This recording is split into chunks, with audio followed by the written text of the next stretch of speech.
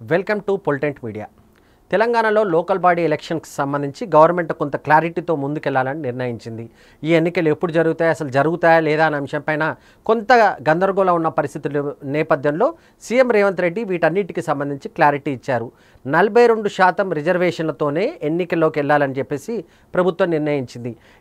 ఎలా వెళ్తారు, దీనికి సంబంధించి కొంచెం లీగల్గా ఇష్యూస్ ఉన్నాయంటే రాష్ట్ర ప్రభుత్వం మాత్రం మేము జనాభా లెక్కలను పూర్తిగా అన్ని పరిశీలించిన తర్వాతనే 42% రిజర్వేషన్లకు సంబంధించి ఒక జీవో తీసుకొచ్చి ఎన్నికలకు వెళ్లాలని నిర్ణయించినట్టుగా రాష్ట్ర ప్రభుత్వం నిర్ణయించింది. దీనికి సంబంధించి రాష్ట్ర ప్రభుత్వానికి సంబంధించిన అధికారులు, పంచాయతీరాజ్కి సంబంధించిన అధికారులు కూడా ఇప్పటికే కసరత్తు ప్రారంభించారు. రిజర్వేషన్ల ప్రక్రియ కూడా కొంత జరుగుతున్నట్టుగా ప్రచారం జరుగుతుంది. ఎందుకంటే కోర్టు ఈ నెల 31లోగా లోకల్ బాడీ ఎలక్షన్స్ని నిర్వహించాలని రాష్ట్ర హైకోర్టు రాష్ట్ర ప్రభుత్వాన్ని ఆదేశించిన నేపథ్యంలో రిజర్వేషన్లకు సంబంధించి కేంద్ర ప్రభుత్వం నుంచి ఏ విధమైన హామీ రాకపోవడము, లీగల్గా కొన్ని సమస్యలు వస్తున్న నేపథ్యంలో ప్రస్తుతానికి జీవో ఇచ్చి అయితే వెళ్ళాలి. కానీ అది ఎంతవరకు జీవో నిలబడుతుందనే అంశంపైన కూడా క్లారిటీ లేదు. ఒకవేళ ఈ జీవోను సవాలు చేస్తూ ఎవరైనా కోర్టుకు వెళ్తే కొన్ని ఇబ్బందికరమైన పరిస్థితులు వచ్చే అవకాశం ఉన్నప్పటికీ రాష్ట్ర ప్రభుత్వం మాత్రం ఖచ్చితంగా 42% బీసీల రిజర్వేషన్లతోనే ఎన్నికలకు వెళ్తామని చెప్పేసి ప్రకటిస్తుంది.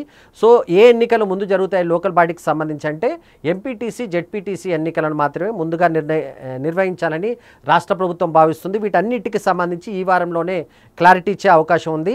ఒకవేళ 30 వరకు గడువు ఉంది కనుక హైకోర్టు గడువు విధించిన నేపథ్యంలో మరికొంత సమయాన్ని కోరే అవకాశం ఉంది. అది నెల రోజుల పాటు, కొద్ది రోజుల పాటు సమయాన్ని కోరే అవకాశం ఉంది. దసరా తర్వాత నిర్వహిస్తామని చెప్పే అవకాశం ఉంటుంది కనుక ఆ ఆలోచనలో కూడా రాష్ట్ర ప్రభుత్వం ఉన్నట్టుగా కనిపిస్తుంది.